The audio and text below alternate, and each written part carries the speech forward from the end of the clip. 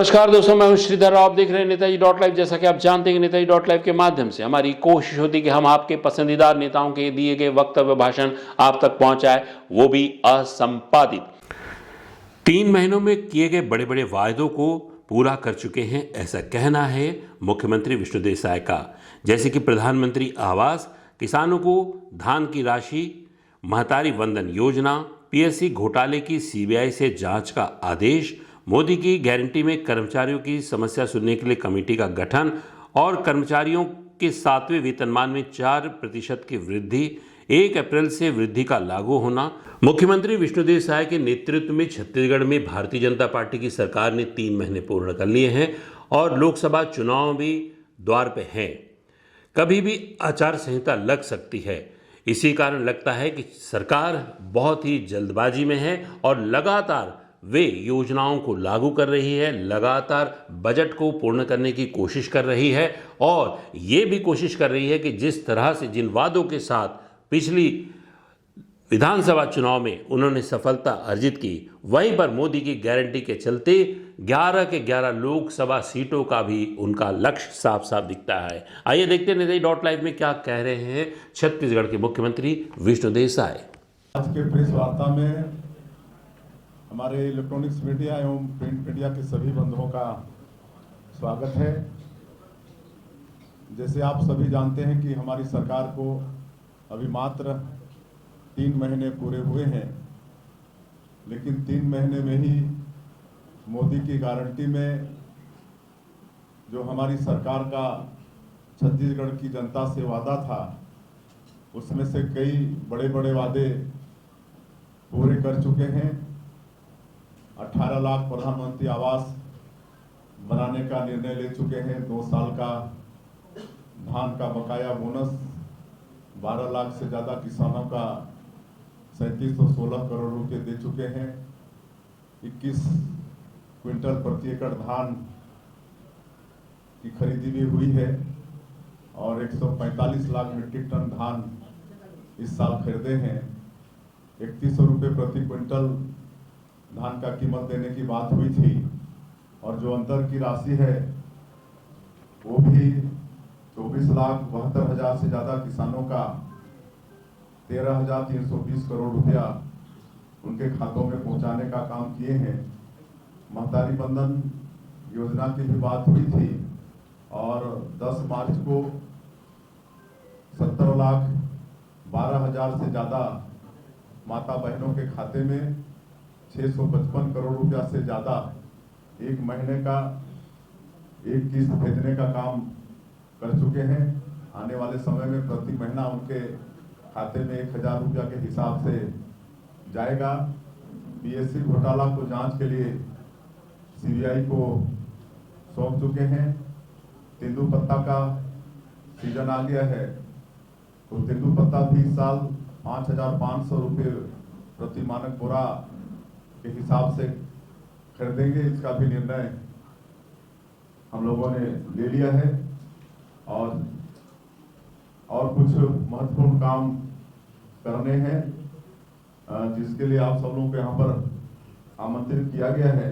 एक हम लोगों का मोदी की गारंटी में ये भी वादा था कि 100 दिन के भीतर छत्तीसगढ़ के सरकारी विभागों में कार्यरत अस्थायी सुविधा एवं अन्य कर्मचारियों की समस्या एवं मांगों की समीक्षात्मक प्रक्रिया प्रारंभ करने के लिए कमेटी का गठन करेंगे और वादा भी हमारी सरकार ने पूरा कर दिया है। ये 5 सदस्यीय कमेटी रहेगा। इसमें प्रमुख सचिव पंचायत एवं ग्रामीण विकास कमेटी के अध्यक्ष रहेंगे और सभी कर्मचारी संघों से भी कमेटी में सदस्य के रूप में लिया जाएगा और इसके अलावा इस समिति में प्रमुख सचिव विधि एवं विधायी, सचिव सामान्य प्रशासन विभाग, सचिव वित्त ये सदस्य के रूप में होंगे और सचिव सामान्य प्रशासन विभाग ये पूरे कमेटी के सचिव होंगे। तो आज इसकी घोषणा हो रही है और इस कमेटी में कर्मचारी संगठनों के सदस्यों को भविष्य में सम्मिलित किया जाएगा, जैसे मैंने पहले बताया है। और एक मोदी की गारंटी में हम लोगों ने डीए बढ़ाने का भी निर्णय लिया था, और आज एक घोषणा करते हुए मुझे हर्ष हो रहा है कि राज्य के जो कर्मचारी हैं उनके 7वें वेतनमान में 4% महंगाई भत्ता एवं पेंशनों के महंगाई राहत में 4% की वृद्धि का सरकार ने निर्णय लिया है, जिसकी घोषणा हम आज कर रहे हैं। और यह महंगाई भत्ता और यह महंगाई राहत 1 मार्च 2024 से लागू होगा, और इसके फलस्वरूप महंगाई भत्ते और महंगाई राहत की दर 7वें वेतनमान में 42% से बढ़कर 46% हो जाएगा, तथा 6वें वेतनमान में 221% से बढ़कर 230% हो जाएगा। इस निर्णय से राज्य के 3,90,000 कर्मचारी तथा 1,20,000 जो पेंशनर हैं उनको इसका लाभ मिलेगा। इस निर्णय से राज्य के कर्मचारियों और पेंशनरों को प्रतिमाह 68 करोड़ रुपए तथा साल में 816 करोड़ रुपए का लाभ कर्मचारियों को और पेंशनरों को होगा। और इस अवसर पर हम ये भी घोषणा कर रहे हैं कि 7वें वेतनमान के एरियस की अंतिम किस्त की राशि की भुगतान भी मैं करता हूं, मतलब एरियस भी इनको देंगे। इसके अलावा एक घोषणा और आज कर रहे हैं। पिछले साल 16 मार्च 2023 से 9 मई 2023 तक कुल 55 दिन ग्राम पंचायत के सचिव हड़ताल पर थे। हमने निर्णय लिया है कि ग्राम पंचायत सचिवों की हड़ताल अवधि को उनके अर्जित अवकाश में समायोजित करते हुए उन्हें 55 दिन का वेतन भुगतान करेंगे। इस निर्णय से राज्य शासन पर 70 करोड़ रुपए का व्यय भार आएगा। इसके अलावा पिछली सरकार में हम लोग को मालूम है कि आप लोग भी बहुत पीड़ित रहे। पत्रकार और मीडिया जगत से जुड़े बंधुओं के खिलाफ उत्पीड़न की अनेक शिकायतें सामने आई थी। भाजपा के मीडिया विभाग ने आप लोगों की समस्याओं से हमें अवगत कराया था कि कई झूठे मुकदमे वगैरह मतलब किए गए हैं और उन्हें न्याय मिलना चाहिए। तो इस संबंध में भी हम आज घोषणा कर रहे हैं कि गृह सचिव की अध्यक्षता में कमेटी का गठन कर रहे हैं, जो मतलब इसकी जांच करेगी और उनको उचित न्याय दिया जाएगा। तो आज इसीलिए आप सब लोगों के यहाँ पर बुलाए थे। ये जो घोषणाएं की है, इसकी समय सीमा क्या होगी जो पत्रकारों के लिए और कर्मचारियों के लिए? अब कमेटी जितना जल्दी रिपोर्ट प्रस्तुत करेगी सरकार को उतना ही जल्दी। आप तो विश्वास तो हो गया होगा ना कि किस त्वरित गति से हम लोग निर्णय ले रहे हैं, तो आप लोग भी विश्वास करिए। बढ़िया हो रहा है ना? हाँ, तो आप सब लोगों का भी सहयोग रहे, सब बढ़िया होगा। देश में ऐसे कितने संविदा कर्मचारी हैं जिनको जीवित किया जाना है, तो क्राइटेरिया क्या होगा? और कमेटी जो है उसके लिए कोई सीमा होगी 3 महीने 4 महीने? अब यही सब तो देखने के लिए कमेटी का गठन हो रहा है ना। ये सब सारा चीज देख के रिपोर्ट प्रस्तुत करेंगे सरकार को। वित्तीय भार कितना आएगा? मुख्यमंत्री जी 800 करोड़ करीब आएगा। मुख्यमंत्री जी, मेरा एक सवाल है। आपने चुनाव से पहले तमाम घोषणाएं कर दी, लोगों तक पहुंचाने का भी प्रयास किया, चाहे मातारी बंधन योजना हो, चाहे कृषक योजना हो, आज कर्मचारियों को भी खुश कर दिया। तो इसका क्या उम्मीद करते हैं? लोकसभा चुनाव में क्या लाभ मिलेगा? किस तरह का इसका रिस्पॉन्स आपको देखने को मिलेगा? देखिए, वैसे तो आज पूरे देश की जनता का, मतदाता का विश्वास भारतीय जनता पार्टी पर और हमारे देश के यशस्वी प्रधानमंत्री नरेंद्र मोदी जी पर है। ये घोषणा हम इसलिए नहीं कर रहे हैं कि इसका चुनावी हम लोग को फायदा लेना है। आज इतना विश्वास देश की जनता का, मतदाताओं का भारतीय जनता पार्टी पर है, आदरणीय नरेंद्र मोदी जी पर है कि हम 11 से 11 सीट तो जीत रहे हैं, लेकिन मोदी की गारंटी मतलब गारंटी पूरा होने की गारंटी। और ये सब जो अभी आप लोगों के सामने में हम घोषणा किए हैं, ये सब हम लोगों के मोदी की गारंटी में है। तो मोदी जी की गारंटी है तो उसका पूरा करना हमारी सरकार का दायित्व है, इसलिए घोषणा करना है। एक और है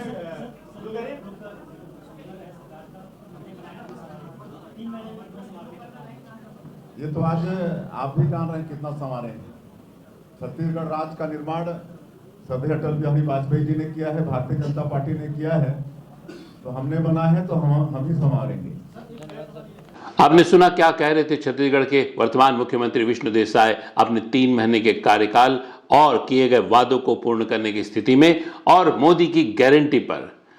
इसके साथ ही देखते हैं कांग्रेस के पूर्व विधायक और वर्तमान में लोकसभा के उम्मीदवार किस तरह से विकास को रोकने की बात यानी कि विकास को अवरुद्ध करने की बात कह रहे हैं विकास उपाध्याय। देखिए, लगातार 3 महीने से भारतीय जनता पार्टी की सरकार इस प्रदेश में बनी है और मैं समझता हूँ उस 3 महीने के पहले, चुनाव के पहले 1 साल तक लगातार चाहे मुख्यमंत्री उस समय के तत्कालिक मुख्यमंत्री भूपेश बघेल जी ने भेंट मुलाकात का आयोजन किया और उस आयोजन में करोड़ों रुपए की स्वीकृति दी।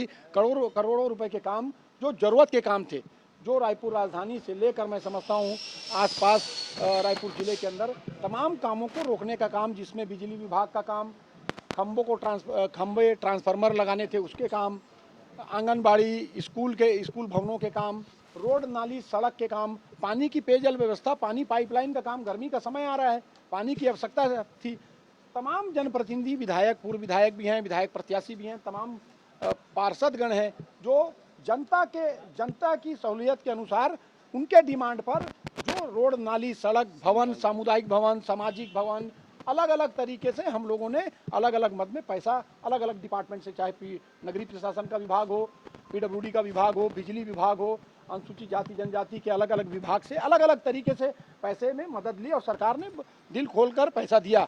यहाँ तक कि जो विधायक निधि जिसका अधिकार हम विधायकों का होता है, उस समय भी उस पैसे को भी जो हम लोगों ने बांटा, उन पूरे कामों को वर्क ऑर्डर होने के बाद, भारतीय जनता पार्टी की सरकार बनने के बाद इन विकास कार्यों को बाधित किया गया, इनको रोक दिया गया और आज तक के उस काम को करने का काम नहीं किया। और कम से कम मैं समझता हूँ 1,500 करोड़ रुपए से भी ज़्यादा के ऐसे काम हैं जो विकास कार्य थे, जिनको रोकने का काम भारतीय जनता पार्टी की सरकार ने किया है, उनके मंत्री, उनके बड़े नेताओं ने किया है। और आज उसी को लेकर हम कलेक्टर साहब को हम लोगों ने ज्ञापन दिया है, जिसमें तमाम हमारे पूर्व विधायक प्रत्याशी, नगर निगम के संबंधित हमारे सब वरिष्ठ नेता, जो जनप्रतिनिधि हैं, वो सब यहाँ इकट्ठा होकर आए कि आखिर सरकार आपकी बन गई, वही जनता ने आपको वोट दिया, तो जनता के साथ भेदभाव क्यों? उनके काम को रोकने का प्रयास आप लोगों ने किया है। अब आचार संहिता लग गई, जहां गर्मी में पानी का पाइपलाइन जाना था, पानी की आवश्यकता थी, कहीं पानी टंकी का निर्माण का मामला था, इन सभी चीज़ों को रोकने का काम किया है। तो भारतीय जनता पार्टी विकास को बाधित करने का काम कर रही है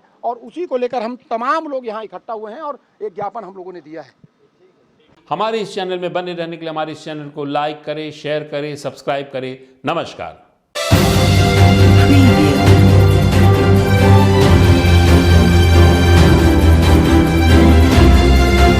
नेताजी.live के प्रायोजक है Satyadev diagnostic and clinic, Supela, Bhilai.